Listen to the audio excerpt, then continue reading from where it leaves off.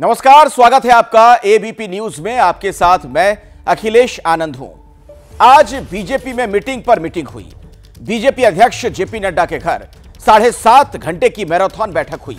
इस बैठक में अमित शाह और मनसुख मांडविया समेत कई नेता शामिल थे और इस बैठक के तुरंत बाद शाह और नड्डा पीएम आवास पहुंच गए। इस बीच सहयोगियों ने अपने तेवर दिखाने शुरू कर दिए। सरकार बनने से पहले ही जेडीयू ने कह दिया कि अग्निवीर वाली योजना को रिव्यू करने की जरूरत है।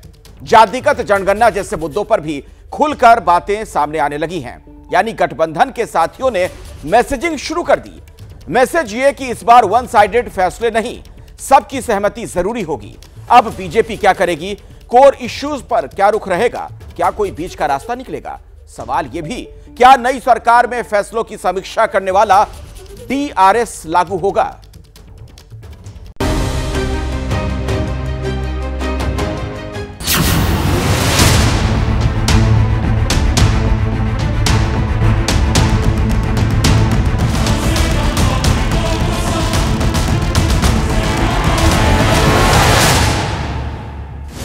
गठबंधन की सरकार और क्रिकेट मैच में ज्यादा फर्क नहीं होता।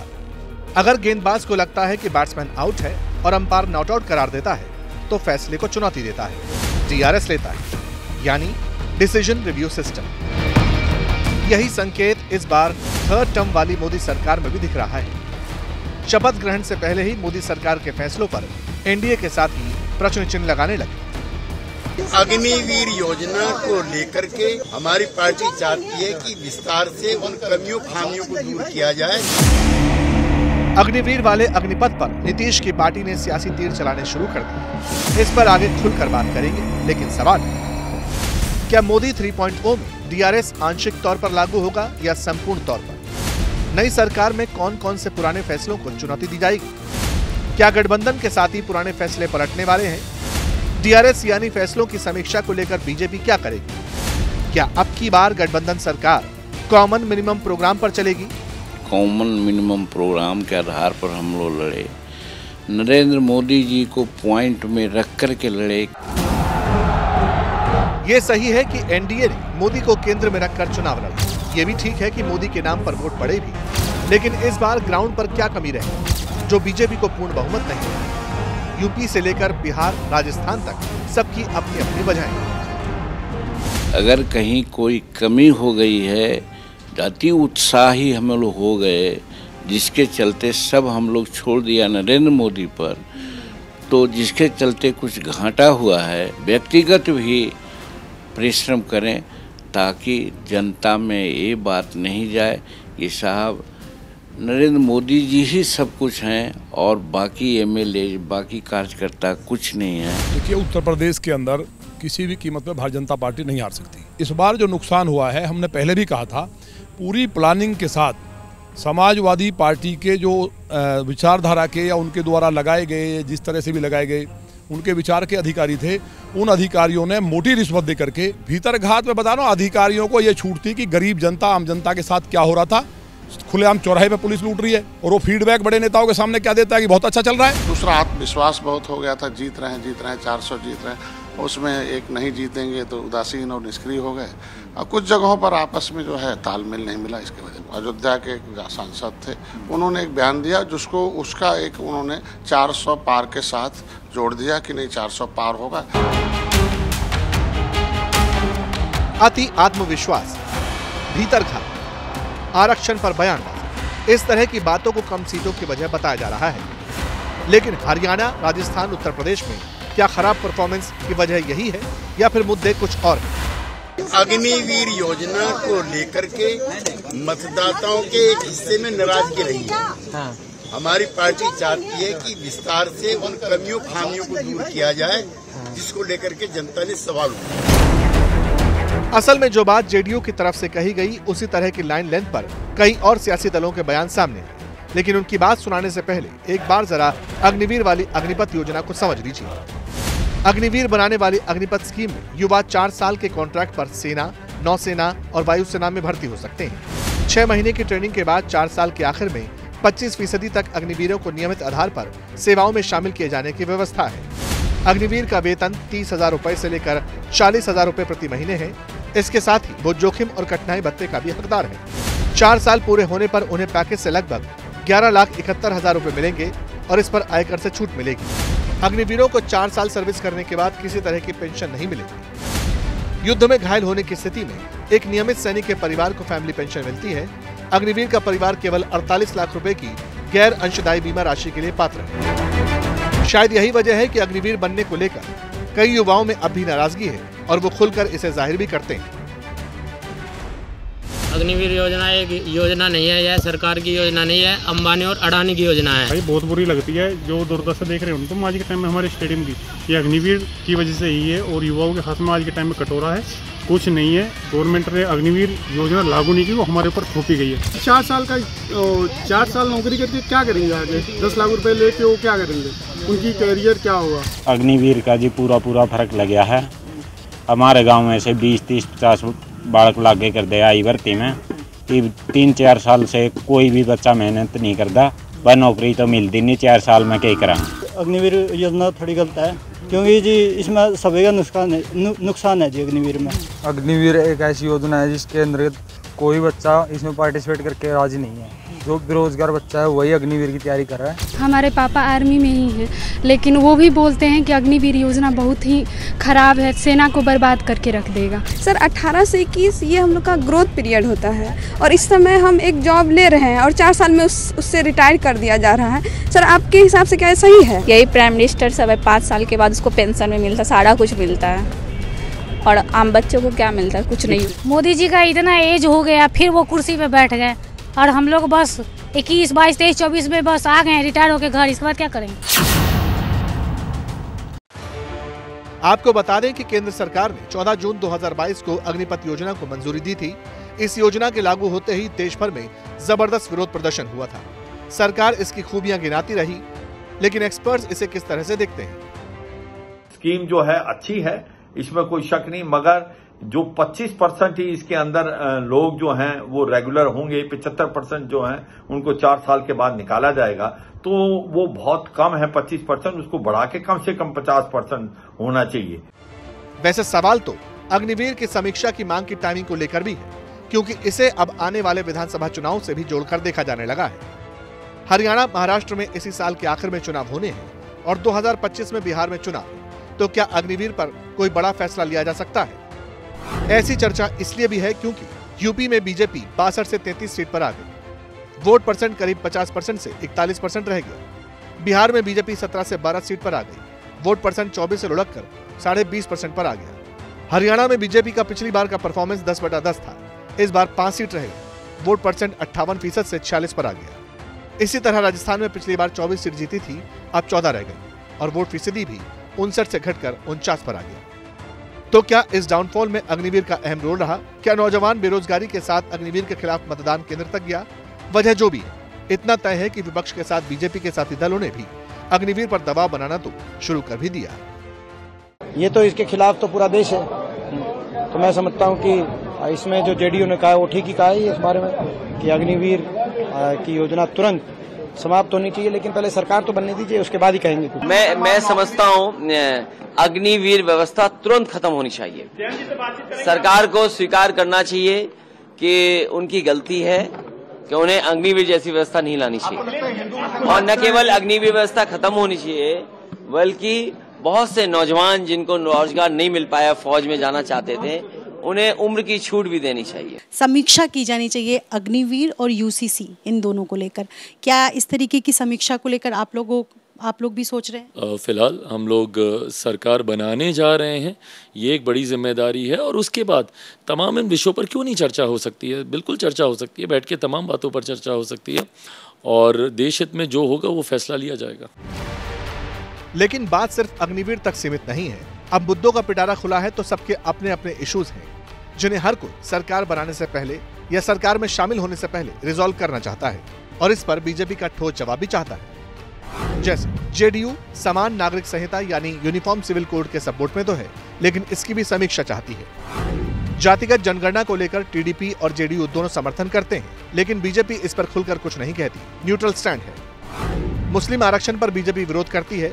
विरोध तो कोटे के अंदर सब कोटे का जेडीयू भी कर रही है, लेकिन तेलुगु देशम पार्टी इसके समर्थन में है। इसी तरह विशेष राज्य का दर्जा देना भी इशू है। नीतीश और नायडू दोनों चाहते हैं कि बिहार और आंध्र को स्पेशल स्टेटस मिले, लेकिन बीजेपी इसके विरोध में है। कोई प्री कंडीशन नहीं है, अनकंडीशनल सपोर्ट है, लेकिन बिहार को विशेष राज्य का दर्जा दिया जाए, ये हमारे दिल और दिमाग में है। अब हमारी यही उम्मीद है कि जो भी नई सरकार बने, खास तौर पे बिहार को विशेष राज्य का दर्जा दिलाए, और जो हम लोगों ने 75% जो आरक्षण जो बढ़ाया है उसको शेड्यूल 9 में जो है वो किया जाए। सवाल तो दूसरे मुद्दों का भी है, जिसे बीजेपी ने चुनाव प्रचार में अपने कैंपेन का हिस्सा बनाया था। बात जनसंख्या नियंत्रण कानून की निकली तो काशी मथुरा में मंदिर वहीं बनाएंगे तक पहुंची, यानी धर्मस्थल कानून में बदलाव। इसके अलावा एनआरसी यानी नेशनल रजिस्टर्ड सिटीजन, मगर ऐसा हुआ नहीं। इसीलिए मोदी 3.0 की शपथ नए अग्निपथ जैसी है, जिस पर साथी दलों के सहारे चलना होगा, आगे बढ़ना होगा, और ये काम ऐसा है जिसका वर्तमान सरकार को फिलहाल एक्सपीरियंस नहीं है। मगर एक कहावत भी है, there is always a first time. इसीलिए अब की बात गठबंधन की सरकार। देखिए, बात निकली तो मंत्रिमंडल और पोर्टफोलियो तक भी पहुंच गई। इस तरह की खबरें बार बार सामने आती रहीं कि जेडीयू और टीडीपी जैसे दलों की कुछ खास मंत्रालयों पर नजर है। इसी लाइन लेंथ पर चिराग पासवान और जीतन राम मांझी के बयान भी सामने आए। शपथ ग्रहण से पहले बीजेपी साथियों को कैसे एडजस्ट करेगी, मंत्रिमंडल पर कौन अड़ेगा, कौन कितना झुकेगा, संभावनाओं को शब्दों में पिरोती ये रिपोर्ट आपको जरूर देखनी चाहिए।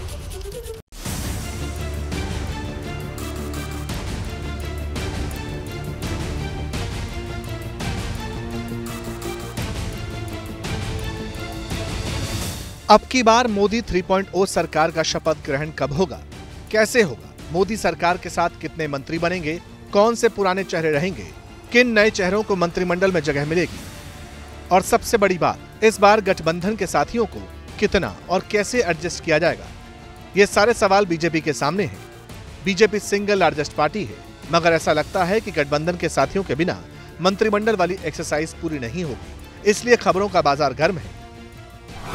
एबीपी न्यूज के सोर्सेस के मुताबिक नरेंद्र मोदी सरकार का शपथ ग्रहण 9 जून को हो सकता है। जेडीयू यानी नीतीश की पार्टी ने बिना शर्त सपोर्ट देने का ऐलान किया है। जेडीयू ने अपनी तरफ से अभी किसी मंत्रालय की डिमांड नहीं की। चिराग पासवान ने भी अपनी तरफ से किसी डिमांड की बात से इनकार किया। तेलुगु देशम पार्टी का भी कहना है कि फिलहाल प्राथमिकता सरकार का गठन है, समर्थन बिना शर्त है। No question of demand. If it is a post, there is no conditions imposed. मंत्रिमंडल को लेकर, कैबिनेट बर्थ को लेकर कैमरे पर सुबह से लेकर शाम तक इसी तरह के बयान सामने आ रहे हैं। कोई खुलकर नहीं कह रहा कि उनकी पार्टी किन मंत्रालयों में और किस पोस्ट में इंटरेस्टेड है। हालांकि सोर्सेस के मुताबिक एनडीए के 2 बड़े सहयोगी दल टीडीपी और जेडीयू की कुछ खास मंत्रालयों पर नजर हो सकती है, मगर मंत्रालय के बंटवारे का फॉर्मूला क्या रहने वाला है। सूत्रों के मुताबिक इसे लेकर टीडीपी और बीजेपी के बीच सहमति बन गई है। टीडीपी चाहती है कि केंद्र में उसे एक कैबिनेट बर्थ और 2 राज्य मंत्री दिए जाएं। जानकारी तो ये भी है कि आंध्र के लिए स्पेशल फाइनेंशियल पैकेज पर भी सहमति बन चुकी है। हालांकि इस सबके बीच खबर इस तरह की भी है कि डील इससे आगे की भी हो रही है। हैदराबाद के टीडीपी नेता ने दावा किया कि उनकी पार्टी को 6 विभाग और स्पीकर की पोस्ट मिल सकती है। 2014 में मोदी सरकार के दौरान टीडीपी के पास नागरिक उड्डयन मंत्रालय था। तो हम तो डिमांड नहीं कर रहे हमको ये चाहिए बोल के। चंद्रबाबू नायडू जी का प्राइम गोल है डेवलपमेंट ऑफ आंध्र प्रदेश, जो बाइफर्केशन का जो कमिटमेंट्स है अभी तक फुलफिल नहीं हुआ, तो वो पूरा कमिटमेंट्स पूछ चुके हैं। इन एडिशनली सेंट्रल गवर्नमेंट में कुछ सपोर्ट हमारा सपोर्ट मोदी जी पूछे तो हम जरूर काम करने के लिए तैयार है। देखा आपने, दिल्ली से लेकर हैदराबाद तक कैबिनेट बर्थ को लेकर किस तरह का कंफ्यूजन है। वैसे जहां तक मोदी सरकार में तेलुगु देशम पार्टी की भूमिका और मंत्री पद का सवाल है, खासकर स्पीकर पद की बात है, तो इसके लिए 25 साल पहले चलना होगा। 1998-99 में अटल बिहारी वाजपेयी की एनडीए सरकार को चंद्रबाबू नायडू ने तब सपोर्ट किया था। उस दौरान नायडू ने किसी कैबिनेट बर्थ की मांग नहीं की थी। हाँ, उन्होंने स्पीकर पद की डिमांड जरूर रखी थी। इसके बाद नायडू की तरफ से जीएमसी बालयोगी को स्पीकर की पोस्ट के लिए नॉमिनेट किया गया और वो स्पीकर बने भी। गठबंधन सरकार में स्पीकर का पद कितना महत्वपूर्ण होता है, इस बात का अंदाजा इस बात से लगाया जा सकता है कि जब वाजपेयी को विश्वास मत हासिल करना था, तब स्पीकर बालयोगी ने गिरधर गमांग को यह सलाह दी थी कि वो अपनी अंतरात्मा की आवाज सुन वोट करें। सोचिए, तब ओडिशा का मुख्यमंत्री रहते हुए गमांग ने संसद के भीतर वाजपेयी सरकार के खिलाफ वोट दिया था। इस एक वोट से अटल बिहारी वाजपेयी की 13 महीने की सरकार गिर गई थी। वाजपेयी सरकार के पक्ष में 269 वोट पड़े थे और उनके खिलाफ 270 वोट पड़े थे।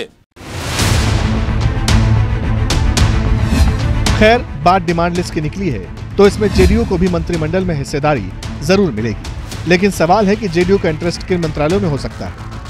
अतीत में झांके तो पता चलता है कि साल 1999 में वाजपेयी की सरकार के दौरान जेडीयू के पास कई मंत्रालयों का प्रभार था। जेडीयू के पास तब रक्षा, कृषि, रेल, नागरिक उड्डयन, परिवहन, संचार जैसे मंत्रालय थे। इसके बाद 2019 में स्टील मंत्रालय जेडीयू को दिया गया था। सूत्रों के मुताबिक इस बार जेडीयू की नजर रेल, कृषि, ग्रामीण विकास और जल शक्ति जैसे मंत्रालयों पर हो सकती है। हालांकि इससे लेकर अभी कुछ क्लैरिटी नहीं है, क्योंकि जेडीयू का हर नेता यही कह रहा है कि मंत्रिमंडल नहीं, सरकार बनाना जरूरी है। मंत्रालय का डिस्कशन यहाँ होता है। क्या बात? मंत्रालय का और मंत्रिमंडल का गठन प्रधानमंत्री का विशेषाधिकार होता है। सर, पहले कुछ तो बात हो रही होगी। कोई बात नहीं होगी। कोई बात का जो प्रधानमंत्री का विशेषाधिकार है उस पर क्या बात? वैसे जिस वक्त मंत्रिमंडल पर चर्चाओं का दौर गर्म, उस दौरान बीजेपी की तरफ से एक बड़ा संकेत मिला। बीजेपी ने यह कह दिया कि 2025 में बिहार विधानसभा का चुनाव नीतीश की लीडरशिप में ही लड़ा जाएगा, यानी नीतीश अलायंस में बिग ब्रदर रहेंगे। हमारे एनडीए के नेता माननीय नीतीश कुमार जी हैं, तो इसमें जो पिछले दरवाजे से, चोर दरवाजे से घुसना चाहते हैं राजद के लोग, वो भ्रम की वातावरण बनाते हैं, क्योंकि उनको हिम्मत नहीं है कि जनता का जनादेश लेके सत्ता में आने का, तो वो ये माहौल क्रिएट करते हैं। इसलिए शंका सुबह कहाँ किसी को। इनके नेतृत्व में बिहार को 75% मार्क्स मिला। और देखिए, जो लोग परसेप्शन बना रहे थे, पहले 6 फेज में हमको 28 सीट आ रही थी, लोग परसेप्शन बना रहे थे। कहने का मतलब यह है कि नीतीश कुमार को एनडीए की नई सरकार में पूरा वेटेज मिल रहा है। हालांकि इस बीच बात दूसरे घटक दलों की भी है, जिसमें मोदी के हनुमान यानी चिराग पासवान का भी नाम। अब किसे कितने मंत्री पद मिलेंगे, इसे लेकर तो बात आगे क्लियर होगी, लेकिन सोर्सेज के मुताबिक कुछ फॉर्मूले जरूर फ्लोट हो रहे हैं, जैसे कि 4 सांसदों पर 1 मंत्री पद दिया जा सकता है। अब चिराग के मन में क्या है, वो क्या चाहते हैं, उनके 2 बयान से साफ हो जाएगा। So let me make this very clear. ना मैंने ना किसी और, मैं ये तमाम सहयोगियों के बिहाफ में इस बात को मैं कह सकता हूँ, हम में से किसी ने कोई मांग, कोई शर्त नहीं रखी है। जब हम लोग देश हित की बात करते हैं, जब हम लोग अमीरी गरीबी की दूरी को मिटाने की बात करते हैं, शहर और गांव की दूरी को मिटाने की जब हम लोग बात करते हैं, तो ऐसे में व्यक्तिगत हित कोई दल अपना नहीं देख रहा है, किसी की अपनी कोई महत्वाकांक्षाएँ नहीं है। फर्श पे थे आप, अर्श पर आ गए। अर्श पर रहकर अगर मेरा दिमाग खराब हो गया ना, तो फर्श पे जाने में समय नहीं लगेगा। सवाल है आपकी मम्मी के लिए, क्या आप चाहेंगे कि वो राज्यसभा जाए? मैं चाहूँगा, मैं बिल्कुल चाहूँगा, अगर आप मेरी चाहत पूछें। बट अगर आप उनकी चाहत सुनेंगे तो कतई नहीं चाहेंगे। वो आपसे भी खुल के इस बारे में ऑफ रिकॉर्ड वो कह चुकी हैं, और ऐसा नहीं कि उनके पास ये ऑफर नहीं था, कुछ समय पूर्व ये ऑफर उनके पास आया था। कैबिनेट मिनिस्टर बनने की हसरत किसे नहीं होती, अभी तक खुलकर किसी ने नहीं कहा, लेकिन मांझी ऐसे नहीं है। आज दिन में थोड़ी टेंशन जरूर हो गई थी, टेंशन की बातें कर रहे थे, लेकिन वो चाहते हैं कि एनडीए की नई सरकार में मिनिस्टर बर्थ में जो मिलेगा उससे संतोष भी कर लेंगे। हमारा प्रोग्रेटिव नहीं है, ये माननीय नरेंद्र मोदी जी और जो प्रमुख एनडीए के नेता हैं उनकी बात है, सिलेक्टेड फ्यू हैं। मैं कहता हूं कि जिसको जो शेयर मिले मानना चाहिए और समाज के हित में, राज्य के हित में काम करना चाहिए। जैसे ही घड़ी का काटा दोपहर 2:30 पे आए, बबीता जी का दिल सास बहू साजिश के लिए मचल जाए। और ये है इनकी बहू, पूरे दिन ऑफिस की टेंशन हो जाए गॉन जब ये करें अपना फेवरेट शो फ्री टाइम पे ऑन। इनकी तरह आप भी देखिए अपना फेवरेट शो अपने टाइम पर और डाउनलोड कीजिए एबीपी लाइव ऐप अपने स्मार्ट टीवी पर।